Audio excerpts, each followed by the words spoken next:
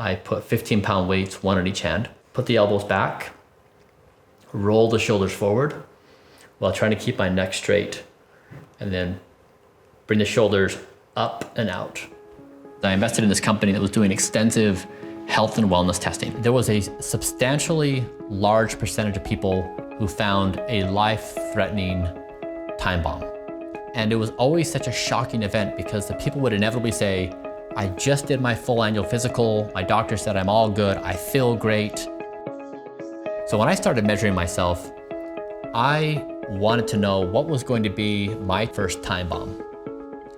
And when I did find it, how bad is it going to be? In November, I had an MRI scan done just for preventative cancer screening. I found that I had a jugular vein stenosis. So we have these two big veins on the side of our necks. They are the highways for blood. So the MRI showed that I had severe stenosis, severe cloggage, and it was causing intracranial pressures. My team and I went on this kind of code red alert. We didn't know how serious it was. Like, was I going to have a seizure? Was I going to have a stroke?